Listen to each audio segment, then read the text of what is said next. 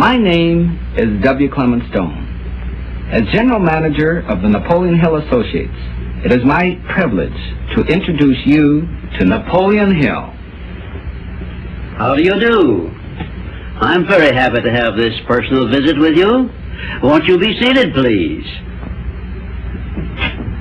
And now, may I request that you forget all your problems and just relax while I bring you the master key with which you may unlock the door to any opportunity that your mind can conceive. The master key consists of 17 principles, the first of which is definiteness of purpose. Right here at the beginning of our visit, I'm going to make you a promise. If you will decide definitely what you want most during your entire lifetime and write it down on paper so that I can read it, I will give you the master key with which you may open the door to the attainment of your desires, whatever they may be. The exact moment when I will deliver this master key to you will depend entirely upon when you are ready to receive it. This is the first of 13 messages that I will deliver to you. Now, in each message, I will describe the master key in terms that you will understand, if you are ready to understand. And now I shall give you the first cue as to the nature of the great master key which has been responsible for all the great successes in every calling, in every part of the world. Please listen carefully to what I have to say, because you may discover the secret of the master key in this first visit. You may get your first cue as to the nature of the great master key when I tell you that psychologists have discovered a natural law which is the very foundation of all personal successes. And I can describe it to you in one short sentence so you can understand it. Whatever the mind can conceive and believe, the mind can achieve. Isn't that a profound statement? You will notice that it says nothing about the need for education, but simply that whatever your mind can conceive and believe, your mind can achieve.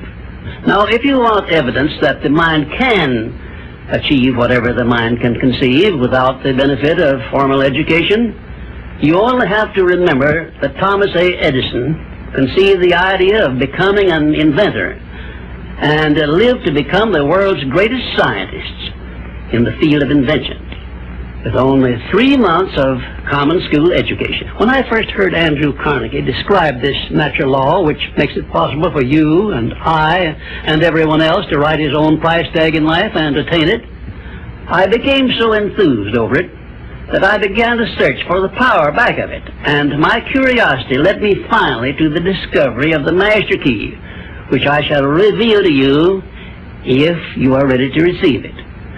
My search led me to the study of the spiritual forces with which all of us are blessed. And it was in this field that I came upon a clue which has enabled me to help millions of people to find their earthly destinies. I want to describe my discovery in the simplest terms possible, because it will reveal to you why it is true that whatever the mind can conceive and believe, the mind can achieve, regardless of how many times you may have failed in the past or how lofty your aims and hopes may be. I caught my first fleeting glimpse of the profound law which provides the means by which we may choose our own purpose in life and attain it while I was being coached by Andrew Carnegie during the organization of the Science of Success philosophy.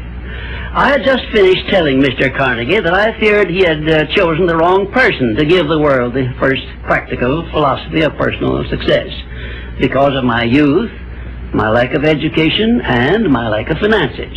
Well, at this point, Mr. Carnegie delivered a lecture that I shall never forget because it changed my entire life and paved the way for my helping to change the lives of millions of people, some of them not yet born. Let me call your attention to a great power which is under your control, said Mr. Carnegie, a power which is greater than poverty, greater than the lack of education, greater than all of your fears and superstitions combined. It is the power to take possession of your own mind and direct it to whatever ends you may desire. This profound power, Mr. Carnegie continued, is the gift of the Creator, and it must have been considered the greatest of all of his gifts to man, because it is the only thing over which man has the complete and unchallengeable right of control and direction. When you speak of your poverty and lack of education, Mr. Carnegie explained, you are simply directing your mind power to attract these undesirable circumstances, because it is true that whatever your mind feeds upon, your mind attracts to you. Now you see why it is important that you recognize that all success begins with definiteness of purpose, with a clear picture in your mind of precisely what you want from life. Then Mr. Carnegie continued his speech with a description of a great universal truth which made such an impact upon my mind that I began then and there to give myself a new outlook on life, and set up for myself a goal so far above my previous achievements that it shocked my friends and relatives when they heard about it. Everyone, said Mr. Carnegie, comes to the earth plane blessed with the privilege of controlling his mind power and directing it to whatever ends he may choose.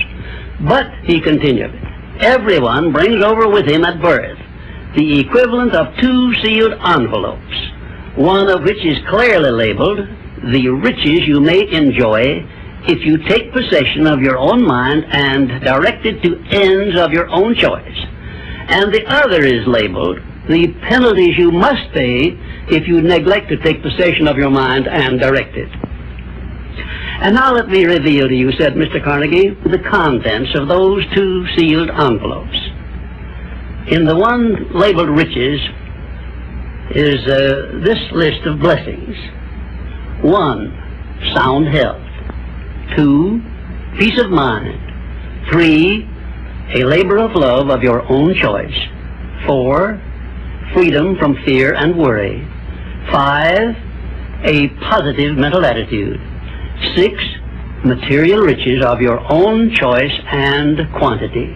In the sealed envelope labeled penalties, Mr. Carnegie continued, is this list of the prices one must pay for neglecting to take possession of his own mind. 1, ill health. 2, fear and worry. 3, indecision and doubt.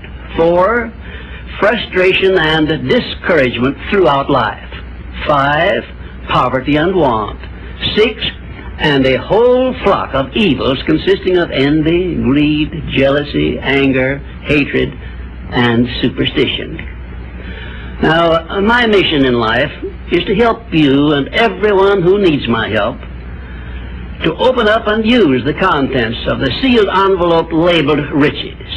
And the starting point from which you must take off if you wish to write your own ticket from here on out for the remainder of your life, I will describe for you in these simple instructions. 1, procure a neat pocket-sized notebook, or something on the order of this one here, loose leaf affair. And on page 1, write down a clear description of your major desire in life, the one circumstance or position or thing which you will be willing to accept as your idea of success.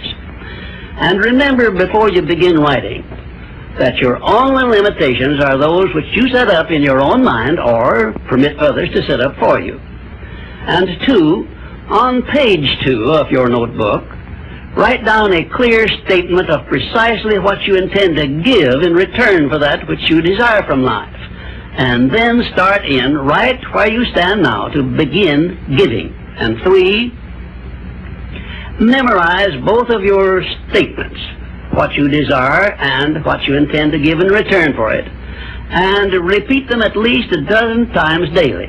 And always end your statements with this expression of gratitude for the blessings with which you were gifted at birth. I ask not, O divine providence, for more riches, but more wisdom with which to accept and use wisely the riches I received at birth in the form of the power to control and direct my mind to whatever ends I desire.